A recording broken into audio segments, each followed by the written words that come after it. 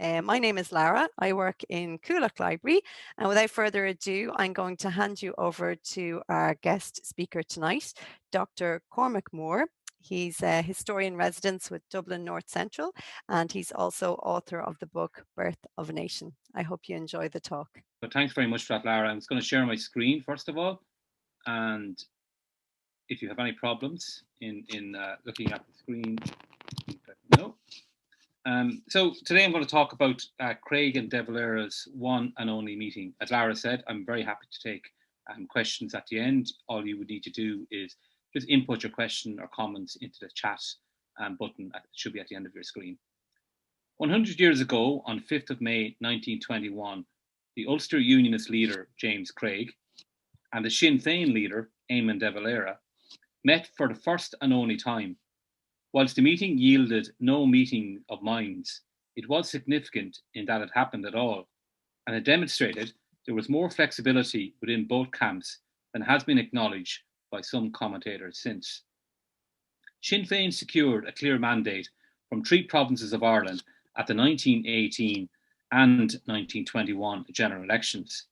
In Ulster, it did not achieve such a mandate, battling with the Irish Party for hegemony within the nationalist community, both significantly below the support for Ulster Unionism in the province. With the electoral destruction of the Irish Party in 1918, Sinn Féin became the effective voice of Irish nationalism. At this juncture, the partition of Ireland was being enforced, and yet Sinn Féin had no coherent policy on the issue. Other than the counterproductive Belfast boycott, the party was devoid of clear strategies to end partition or even deal with it. With the birth of the Northern Jurisdiction and the Truce of July 1921, it had to finally confront the issue head on. In preceding years, Sinn Féin leaders tended to overemphasise the blame attributed to Britain for causing partition and downplay the real hostility of Ulster Unionists to being governed by a Dublin Parliament. There seemed a genuine, one that it was wholly naive, belief that if Britain withdrew from Ireland, Ulster Unionists would be open to a united Ireland. De Valera felt that the troubles in Ulster were due to British guile and nothing else. Sinn Féin founder Arthur Griffith claimed the division of Ireland was unnatural, maintaining that if the Ulster Unionists did not have the backing of the British government, we could settle the Ulster question. Likewise, Michael Collins maintained that the tendency of sentiment in the North East, when not interfered with, was national and in favour of freedom and unity. Whilst not holding a monopoly on threatening rhetoric, some of the comments made by Sinn Féin representatives was not conducive to creating a favourable impression amongst the Unionist community. De Valera often described Ulster Unionists as a foreign garrison and not Irish people. If they rejected Sinn Féin solutions, they would have to go under. If they stood in our way to freedom, we will clear you out of it. Griffith stated that Ulster Unionists must make up their minds either to throw in their lot with the Irish nation or stand out as the English garrison. If they did the latter, the Irish nation must deal with them. Cahir Healy, writing as Sinn Féin MP for Fermanagh and Tyrone in 1925, attacked the party's policy towards the north in the years since 1916, stating, "The truth is that none of the Irish leaders understood the northern situation or the northern mind. Griffith, the sanest and best informed of them all, nursed a delusion for years that the solution of the problem lay in London. Not even De Valera's non-recognition, nor the rather jumpy efforts which with Collins passed for statecraft, could possibly bring us one day nearer peace." De Valera modified his views, though, becoming open to accommodating Unionists in a federal Ireland externally associated within the British Commonwealth. He moved from a stance of Ulster must be coerced if she stood in the way to one of ruling out the use of force against Ulster by 1921. On succeeding Edward Carson as Ulster Unionist leader in February 1921, Craig appeared to be mindful of governing for the nationalist minority as well as for the Unionist majority of Northern Ireland once it came into being later that year. That same month, he spoke of his hope not only for a brilliant prospect for Ulster, but a brilliant future for Ireland. He talked of a future of competition and rivalry between Northern Ireland and Southern Ireland, and of using the Council of Ireland to address all Ireland problems. Again in February 1921, Craig stated, "The rights of the minority must be sacred to the majority. It will only be by broad views, tolerant ideas, and a real desire for liberty of conscience that we can make an ideal of the Parliament and the Executive."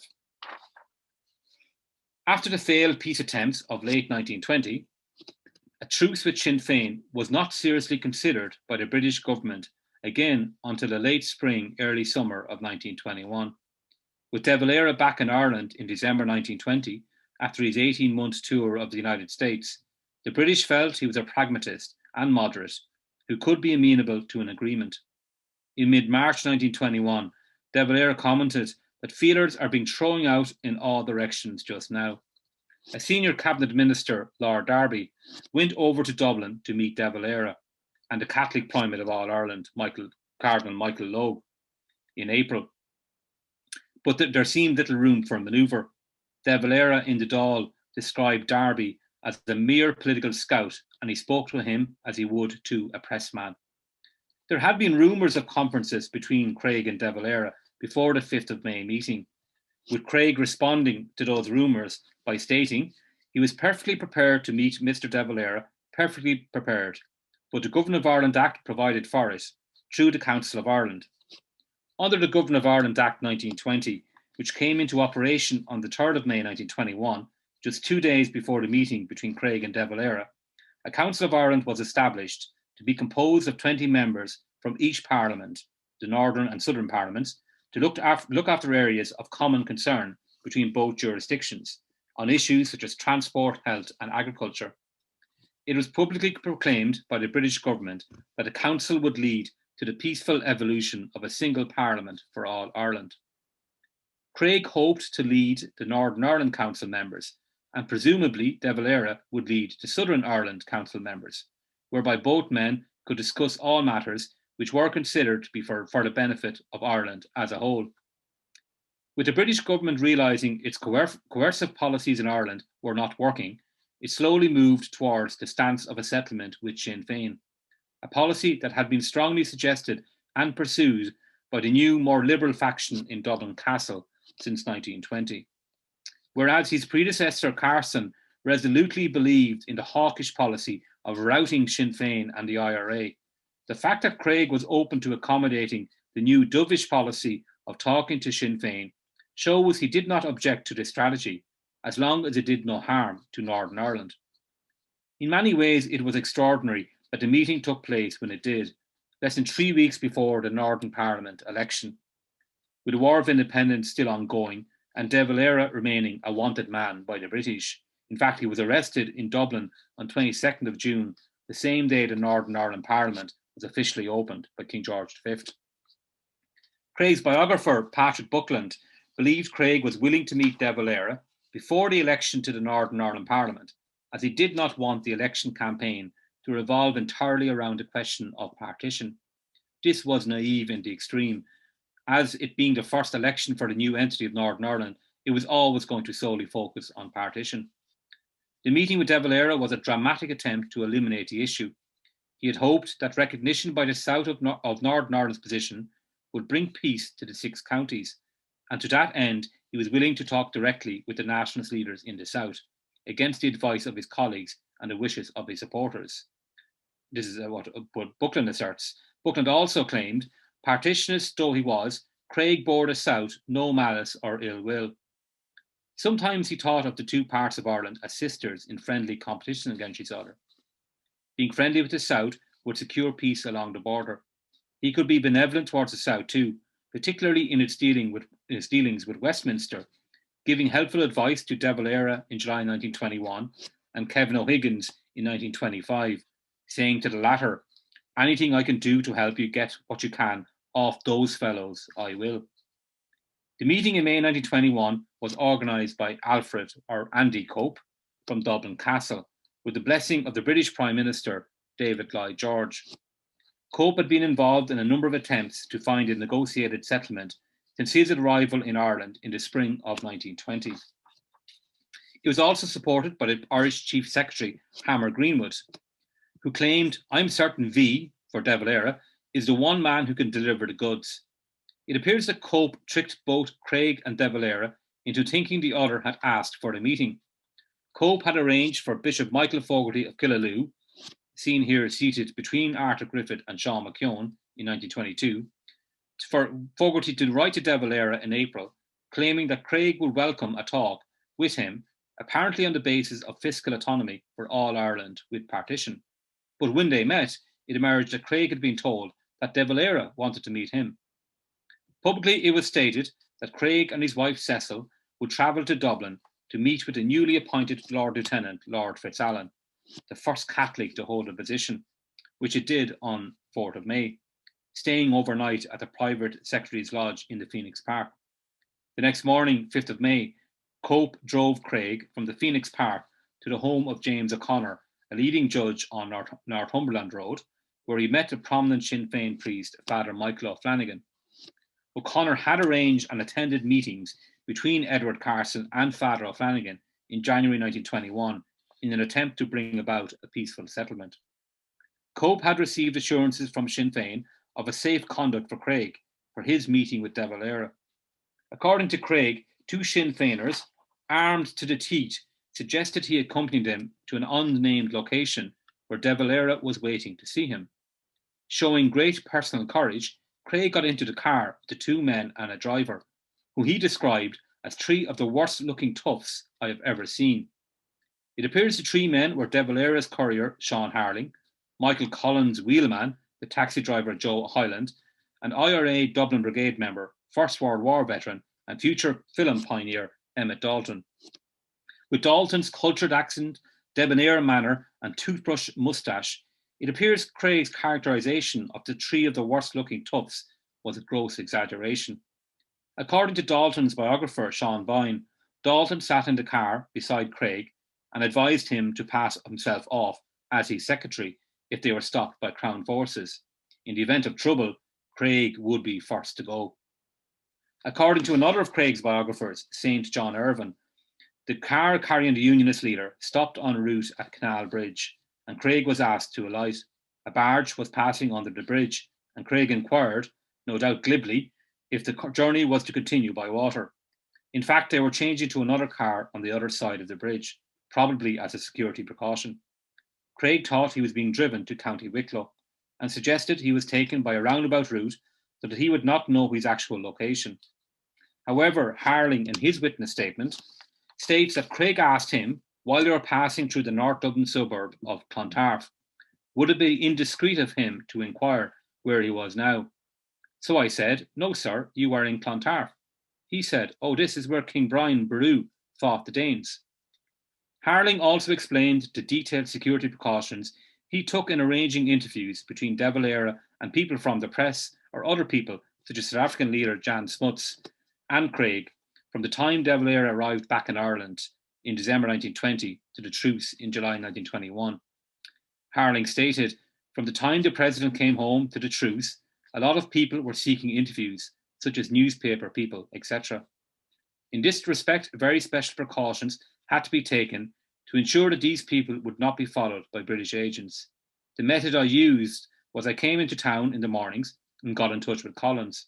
For example, he told me the Hearst Press in America wanted an interview with the president. I would see the president and find out if he would grant the interview. Once the president okayed it, I would arrange for a safe house where the interview would take place. I had a list of these, some on Leinster Road, Pembroke Road, Fitzwilliam Street, etc. I would then go to the hotel where the newspaper correspondent was staying, inform him that the president had agreed to see him, and to be ready at the hour which I would arrange to pick him up. I'd use two cars. I'd send one for the president and I'd go in the other myself for the correspondent. I always made sure the president had arrived in front of us. This was done by the president's driver, remaining until he saw us coming along the street. Then he would drive off. The meeting between Craig and De Valera took place in Solicitor Thomas Green's house, Belvedere, on the Howth Road in the North Dublin suburb of Clontarf. This was the safe house where De Valera was waiting to receive Craig. It was a large, luxurious, detached residence set in spacious gardens. On his arrival, Craig noticed men with picks and shovels pretending to repair the road outside the house, but who were clearly guarding De Valera instead. Craig entered the house and met De Valera standing on the threshold of the sitting room. The confrontation was tense and achieved nothing. Craig felt De Valera had the look of a hunted man, and has also a nervous habit of licking his lips constantly, whereas De Valera thought Craig seemed anxious and ill at ease. According to De Valera, he had to do almost all the talking because Craig said so little. The dour northerner was a man of few words. He lit his pipe and smoked and listened. De Valera gave him some geography, a certain amount of economics, and quite a lot of history. Sir James smoked and smoked, a perfect picture of the strong, silent man. De Valera also stated, Craigavon had been told that I had asked to see him, and I was told that Craigavon had asked to see me. So we met rather under false pretenses. We sat on opposite sides of a table, and I said, after the first few moments' silence, well. He looked at me and he said, well. I then said, I'm too old at this political business to have nonsense of this kind, each waiting for the other to begin. And I started putting out our case to him. He spoke of the union as if it were a sacred thing. But, said I, do you not know how the union came about? And I started telling him about it. After a while, he tore a piece from the Freeman's Journal, which was lying beside him. I think, Craig said, after writing for a few minutes, we ought to issue a statement. He then drafted it to the effect that we had exchanged our respective views on the situation. That ended the talks, but I must say I liked him. Craig's version of the conversation was quite different, believing De Valera to be more of a visionary than practical. He claimed that De Valera spent the time harping on the grievances of the last 700 years. After half an hour, he'd reached the era of Brian Boru. After another half hour, he'd advanced to the period of some king a century or two later. By this time, I was getting tired, for De Valera hadn't begun to reach the point at issue. Fortunately, a fine Kerry Blue Terrier entered the room and enabled me to change conversation. I asked Mr. De Valera what announcement he was going to make to the press about our meeting.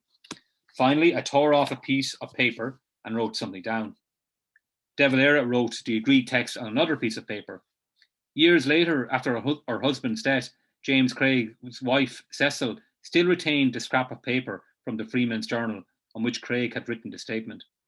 Craig offered a similar account to Andy Cope, who was told that De Valera was like a hunted hare, obviously speaking like a gramophone. Republic, 98, the Republican mandate from the Irish people, which had not been revoked, etc. De Valera later resentfully denied that he had subjected Craig to a lecture.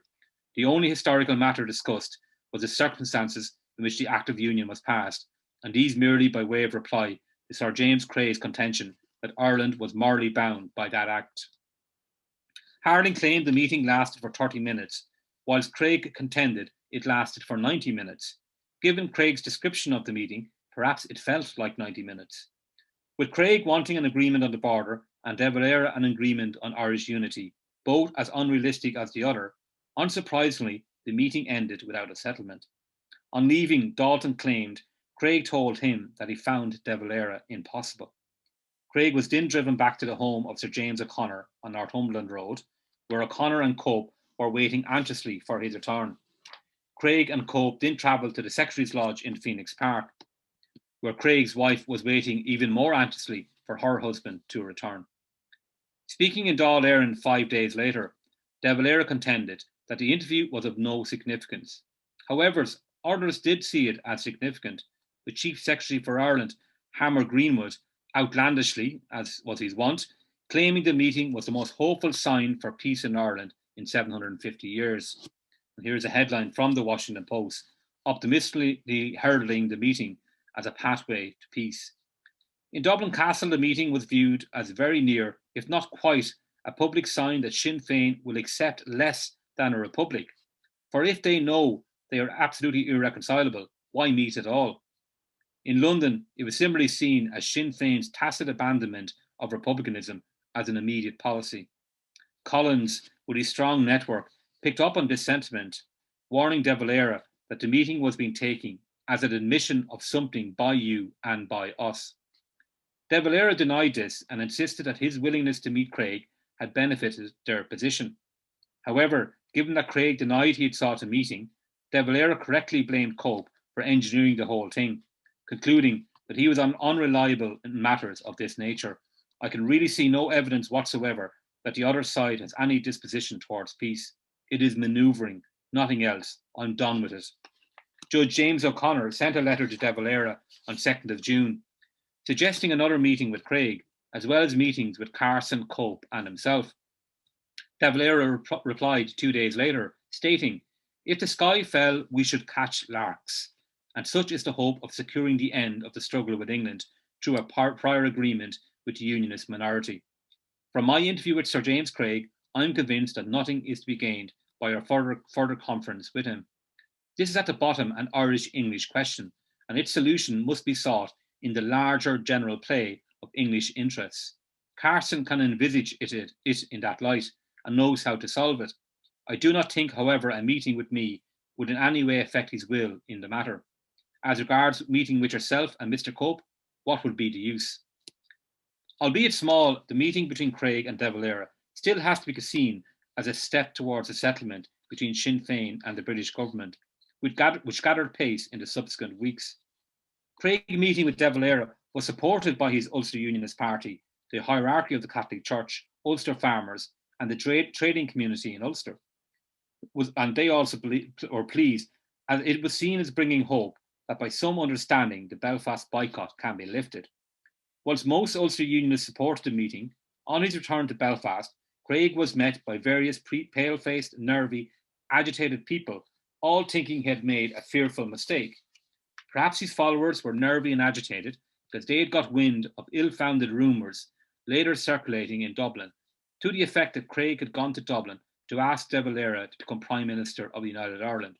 Such a notion was ludicrous, as Craig had no intention of abandoning partition, and as the years went by, Craig became more intransigent on the question of partition. Craig and De Valera were invited to meet again, days after King George V's speech at the state opening of the Northern Parliament on 22nd of June 1921, by Lloyd George, who invited De Valera, the chosen leader of the great majority in Southern Ireland, and Craig, Premier of Northern Ireland, to negotiations, without preconditions, another step towards a truce. Equally, it could be construed as recognition of partition by De Valera if he accepted. He turned down the invitation as it denied Ireland's essential unity, and instead sought a conference in Dublin with certain representatives of the political minority in this country, including Craig, the Earl of Middleton, Sir Maurice E. Dockrell, Sir Robert H. Woods, and Andrew Jamieson. He also believed if he went to a conference in London with Craig, they would be like two bad boys and would start fighting amongst themselves at once, and the government would exploit their differences. In De Valera's letter to invitees, he stated, "The reply which I, as spokesman for the Irish nation, shall make to Mr. Lloyd George will affect the lives and fortunes of the political minority in this island, no less than those of the majority. Before sending the reply, therefore, I would like to confer with you and to learn from you at first hand the views of a certain section of our people of whom you are representative." All accepted De Valera's invitation, and it can be seen here at going to the Mansion House to meet De Valera, except, of course, Craig, who replied to his namesake in Dublin Senate that he had already accepted a Prime Minister's invitation to London Conference. "For sheer impertinence, it could hardly be beaten," claimed Craig's wife, Cecil. Craig was not involved in the talks between De Valera and Lloyd George following the truce in July. He informed Cope, "I'm going to sit on Ulster like a rock. We are content with what we have got. Let the Prime Minister and Sinn Féin settle this, and if possible, leave us out." He wanted to make Northern Ireland a new impregnable pale. Lloyd George suggested for Craig to meet with De Valera again, as that was the only way of making De Valera realise that Ulster is a fact which he must recognise, not a figment bolstered up by the British government as a counter to Sinn Féin. He does not understand this. Till he understands it, I fear that a settlement will always be unattainable. Craig replied he would only meet De Valera if he accepted the principle of Ulster's independent rights, and that he gave a written statement to that effect. This stance was repeated when De Valera invited him to attend a conference in Castle Bellingham in County Louth in late July. Becoming increasingly wary of Lloyd George and the British Prime Minister's attempts to force Northern Ireland into an All-Ireland Parliament, and the months-long delay by the British government in transferring government services to Northern Ireland, Craig's apparent openness in cooperating with the South in early 1921 evaporated during the treaty negotiations. Referring to people like Winston Churchill and Lord Birkenhead, Arthur Griffith noticed by mid-November that Craig had become more intractable as a result of the people he met here in London. Craig had even appeared receptive to an All-Ireland Council of Finance suggested by Griffith during the treaty negotiations. The return of the Conservative leader Andrew Bonar Law, considered by many to be an Orange man and a fanatic, back on the political scene after an absence due to ill health, also added to Craig's resolve. Although Craig never met with De Valera again, despite subsequent efforts by De Valera to arrange a meeting, he did meet and sign two short-lived pacts with Michael Collins in January and March 1922. At the meeting with Collins in Dublin in January 1922, Craig demonstrated he was willing to contemplate the prospect of the eventual reunification of the country. And Craig is seen here on the steps of City Hall in Dublin. He himself never intended to lead Ulster into a Dublin Parliament, nor to sit in one, but he did not rule out the possibility that one day Ulster might be persuaded, but not forced, to participate in an All-Ireland Parliament, in which case he would do nothing to prevent it. There was, however, as far as Craig was concerned, no immediate prospect of unity. His exact position was that for the present an All-Ireland Parliament was out of the question, possibly in years to come, 10, 20 or 50 years. Ulster might be tempted to join with the South. He would do nothing to prevent an All-Ireland Parliament. And if he were convinced it were all in the interest of the people of Ulster, he would frankly tell them of his views. But should such an eventuality arise, he would not feel justified himself in taking part in an All-Ireland Parliament. He would erect no barriers around the Dublin Parliament, but in no case would he pass through them himself. Although there was no meeting of minds between De Valera and Craig in May 1921, and the pacts between Collins and Craig in January and March 1922 were over almost as soon as they were signed, the fact that the meetings took place at all shows that while both sides were irreconcilable in many ways, some flexibility existed beyond the dogmatic, zealous outlook often portrayed. But thank you for listening to the talk, and so if you want to ask any questions, I'm happy to.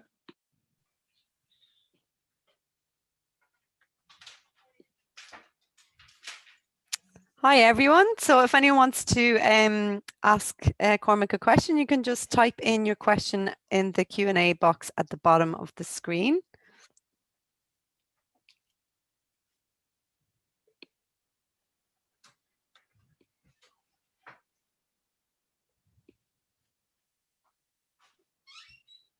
We'll give it a few moments.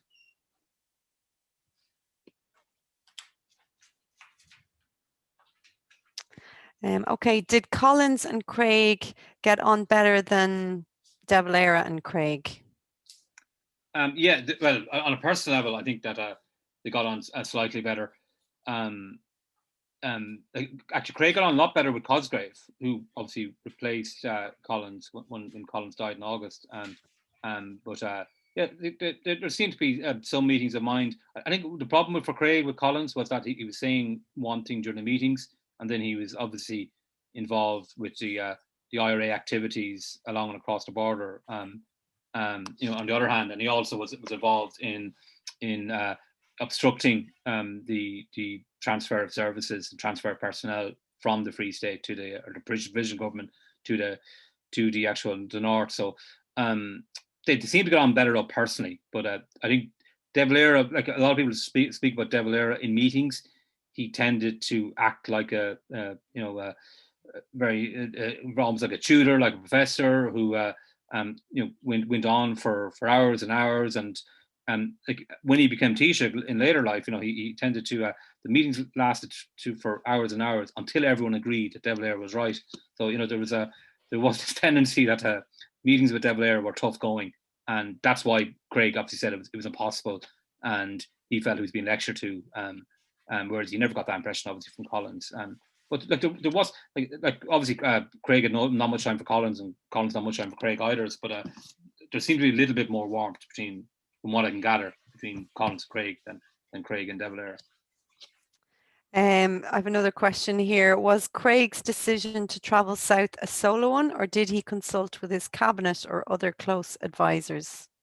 Well, there was no cabinet at that stage because he was just Ulster Unionist leader. He was the presumptive Prime Minister of Northern Ireland because the election was going to take place in 3 weeks' time. But he did consult with leading figures in the Ulster Unionist movement. So there was like, I know Patrick Buckland's claimed in his book on Craig and his biography that there wasn't support, but there seemed to be general support within Ulster Unionism to have a meeting and see what happens. Just a question there. Why did De Valera not sign the agreement in 1920? What agreement? Okay. I'm not sure what that means. Do you mean the Government of Ireland Act, or what do you mean at 1920?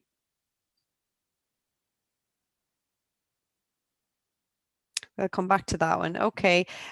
What influence did Craig have on the British government after this meeting in issues like the treaty negotiations? He wasn't part of the negotiations, but the Boundary Commission ended up being very favourable towards the Craig outlook, including in how it was framed in the treaty itself. Well, Craig was, I think Rona Fanning described it very well, even though Craig wasn't in the room, wasn't the elephant in the room during the treaty negotiations, he was the elephant outside the door. So he was, Lloyd George was not just negotiating with Sinn Féin, he was also negotiating with Craig and Ulster Unionists at the same time. And not only was Lloyd George had to be mindful of Ulster Unionists and Sinn Féin, he also had to be mindful of his own government. And he was in a very precarious situation that the majority of the government by long shot was the Conservative Party. And some of them were quite unionist. Bonar Law, for example, who was the Conservative leader in a temporary absence because of illness, he arrived as the negotiations were entering the end game. Arthur Balfour actually was shipped off to America because Lloyd George didn't want him near the table because he knew he was going to be very difficult to get an agreement with Sinn Féin. But Lloyd George for months tried to convince Craig to commit to Northern Ireland remaining as it was, but instead of it being kind of subservient to Westminster, it would be to Dublin Parliament. But he got no joy there at all. I'm not sure how sincere he was because it was never really something Ulster Unionists were going to agree to. Lloyd George tried to squeeze him a number of times. They withheld services. So basically, when Northern Ireland was set up in the summer of 1921, there was very little it could do. It had no control over policing, it had no control over education, over its laws. They were withheld from the British government as a negotiation tactic. So Craig was hugely important for the treaty negotiations, and Lloyd George was in constant communication with him. So once this notion of Ulster, Northern Ireland being in an All Ireland Parliament was that route was finalised according to Lloyd George, he bounced the idea to Arthur Griffith through Tom Jones of a boundary commission. But there's nothing necessarily wrong with a boundary commission because most kind of divided societies, partition zones after the First World War had boundary commissions to determine what the boundaries should be. And even Craig himself had actually suggested a boundary commission in 1919 as the Government of Ireland bill was being framed. He didn't want the 9-county Northern Ireland, he wanted a 6-county one, which would make it more manageable. Craig did not want a boundary commission then, though. He literally was disgusted with it. He had his citadel. He called it an odious boundary commission. He actually called it the root of all evil when he was talking to Churchill in May 1922. Now, you're right, William was the person who asked the question, that the wording certainly suited ultimately Ulster Unionists, but they didn't know that at the time. It has to come down to Sinn Féin's blunder in actually accepting such a vague, ambiguous boundary commission in the wording of it. In terms of the wishes of inhabitants would be based as long as it was acceptable to economic and geographic conditions. And that kind of wording, made it up to many different interpretations. The fact it was a British judge, so the British got to choose a chairperson, which is very unusual in terms of boundary commissions. No plebiscite was agreed during the treaty negotiations, which was very strange, considering all other boundary commissions had plebiscite. So Sinn Féin have to be asked themselves a lot of questions. Why didn't they actually ask for a more a tighter boundary commission, which had very clearly set parameters? And the fact it didn't do that, it's more its fault than than the British negotiators. They were looking for the best deal to please both the Irish and Unionists, and they got away with it because Sinn Féin didn't actually make sure that the actual document or that clause was legally tight. Let's see, what else have we got here?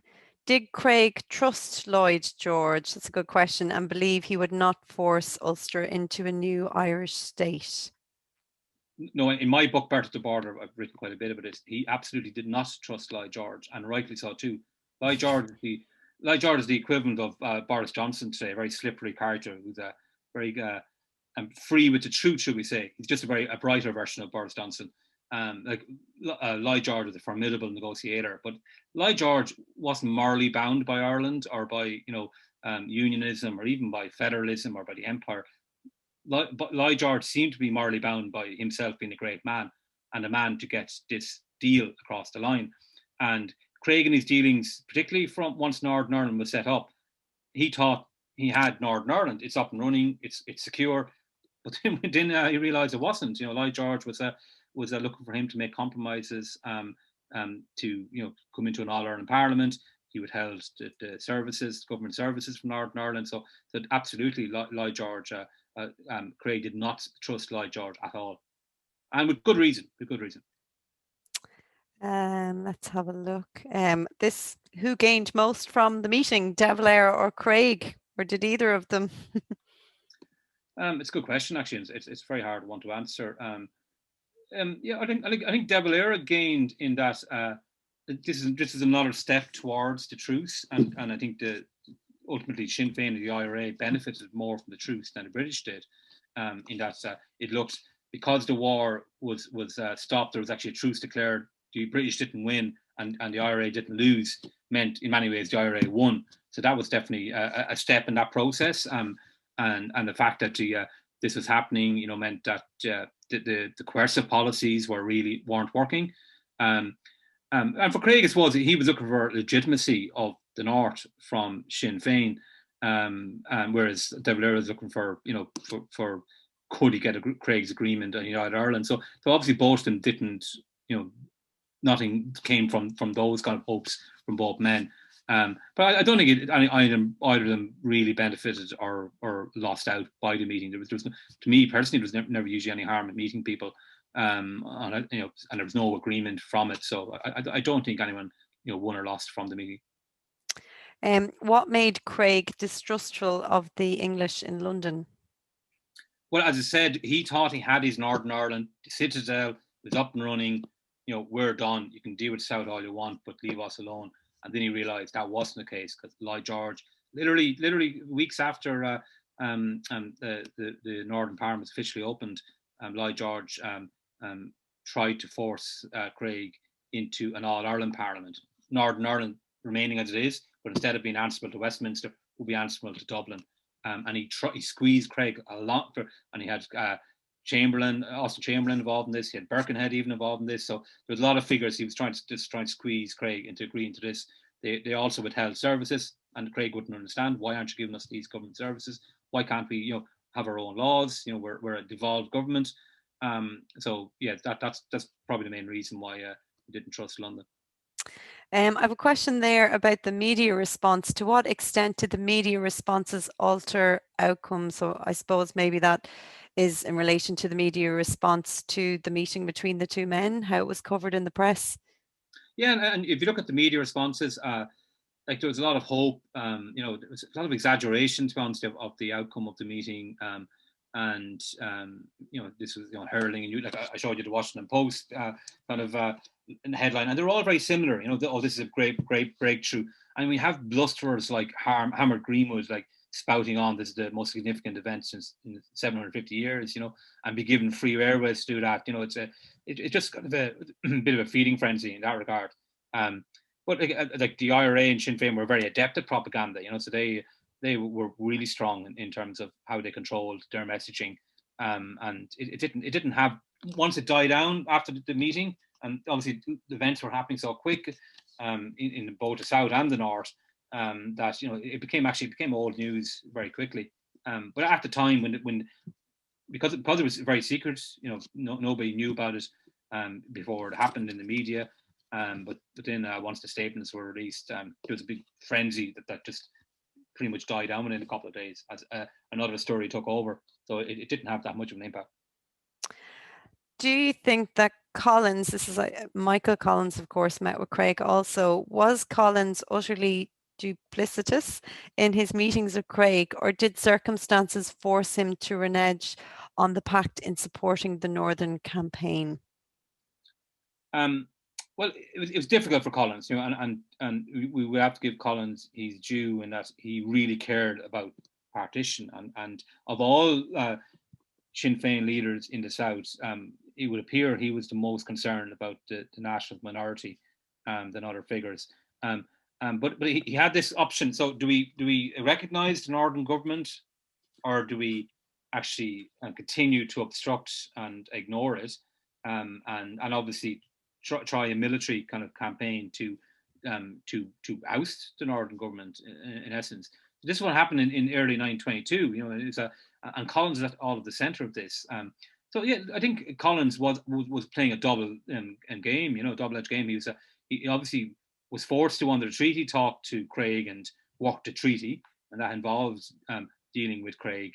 And obviously, and Churchill was in his ear as Minister of Colonies, was in his ear. You look at all the correspondence between both. He literally was in his ear all the time. So he had to. And with to say the first Craig Collins Pact, there was an agreement that Collins would call off the Belfast boycott, and Craig would do his best to get Catholics workers back into shipyards and other places of employment. And now Collins did call off the Belfast boycott. It was Republicans, the anti-treaty IRA, who started up again, but it was Craig, whether he could have or not, Craig did very little to get shipyards, Catholic workers back into employment. So the deal pretty much broke straight away. But obviously Collins was involved, and it was we have to look at the violence that was happening in the north. People go to civil war started in June 1922, but there was a civil war in all but name in the north. The amount of vicious killings, particularly civilians killed in the first half of 1922, and the vast majority of them were innocent Catholics. And Collins felt he had to do something about this. So he was a very tricky position, but he did play a duplicitous game, and he was dealing with Craig on the one hand, but he was also arming the IRA. He set up an Ulster Council. He was the person who instigated the kidnapping of 40 loyalists from Malin Tyrone in the beginning of February. It's very tricky for him, But I think the problem with Sinn Féin and with Michael Collins was they never had a clear strategy on the north. It was all over the place. So if you're going to do coercion, are you going to do it properly? Or are you going? If you're not going to do coercion, which to me was the most sensible option, don't do coercion. But what is your political strategy? What is your end game here? And they never really had that honed down, and that's essentially one of the big problems of Collins' Northern strategy. What happened to the Council of Ireland idea? Kevin wants to know. Yeah, and to me, I've always believed. Again, it's tricky as well, because the stance of the nationalist minority in the north, and obviously the Irish Free State government, was in many ways to ignore partition, or to object to it, obstruct to it. So in many ways they couldn't work the Council of Ireland because it would be felt they were legitimising Northern Ireland by working the structures of the Council of Ireland. Now also. Unionists were very effective. They framed the unionists, with support of the British government, framed the Government of Ireland Bill, an act. By the time the act came into being in December 1920, the Council of Ireland had lost a lot of its potency, but it still had some very good potential for cross-border cooperation. And Craig, one of his first things he did once he set up his government in June 1921 was to nominate 20 nominees, members of Council of Ireland from the north. Himself included. All the heavy hitters in Ulster Unionists of Ulster Unionism were going to be in it, so but they were going to take it seriously. But the South, obviously, the Sinn Féin never accepted the Government of Ireland Act, but it still was, even with the signing of the treaty, there still was meant to be Council of Ireland. But when the Boundary Commission was shelved in 1925, the report was shelved. Craig didn't want to work the Council of Ireland at that stage. He asked Cosgrave would it be okay to scrap the Council of Ireland, and them to meet on a kind of a semi-annual basis. Cosgrave agreed to that. So that was scrapped with a tripartite agreement of late 1925. And instead of Cosgrave and Craig meeting every year, they never met again after that. In fact, the next time an Irish Taoiseach met with a Prime Minister of Northern Ireland was in '65 when Terence O'Neill met with Jean Lemass. So that's what happened in the Council of Ireland. Very interesting. Did Dev believe the game was up at this stage with the North and that the meeting was a face-saving exercise of bluff to give the impression he cared about the North, as in a diversion? Was it a diversion? No, I don't think that. I think De Valera did care about the North, and I think if we look at negotiations between De Valera and Lloyd George in July, much of the focus was on the North and Ireland's essential unity. He definitely focused a lot. Even after during the treaty negotiations, he was in regular contact with the plenipotentiaries, particularly Griffith, and the North was front and centre of people's thinking. So I think it's not fair, and it's a lot of people just assume that because they didn't get a right agreement that Sinn Féin weren't interested in the North. Now, to me, they had a very bad strategy, but they did care about the North, including De Valera. He wanted to meet him, see could he have agreement on unity, but ultimately, this was a fatal flaw, I thought, in Sinn Féin's thinking anyway. De Valera believed it's to do with Britain, and there's some arguments that would suggest there's some. If the Ulster Unionists did not have the full support, the military, the financial support of the British government, it would be very hard for them to go it alone as long as they did. And that was the thing of Sinn Féin. And there is some legitimacy to that viewpoint. But Sinn Féin never got around their heads that there was real opposition from Ulster Unionists, that they did not want to be in the Dublin Parliament. They wanted nothing to do with Dublin. And that was nothing to do with British interference or British putting them up to it. And that's where De Valera got it fatally wrong, I think. He just thought it was to do with British interference. And once they left, the North would come in, and that just showed kind of a lack of knowledge, profound ignorance on who Ulster Unionists were and what their beliefs were. We might just take one or two more questions. Did Prime Minister Lloyd George sell one idea to Northern Ireland and a wholly different and incompatible one to Sinn Féin? Oh yeah, always. That's what Lloyd George always did, but the Sinn Féin should have known who Lloyd George was. Like the very famous example in just after the Easter Rising in July 1916, he convinced Redmond to agree to a temporary exclusion of 6 counties from Home Rule, and they would have immediate Home Rule. But he also told Carson it was going to be permanent exclusion. So Redmond went off and got Devlin to support.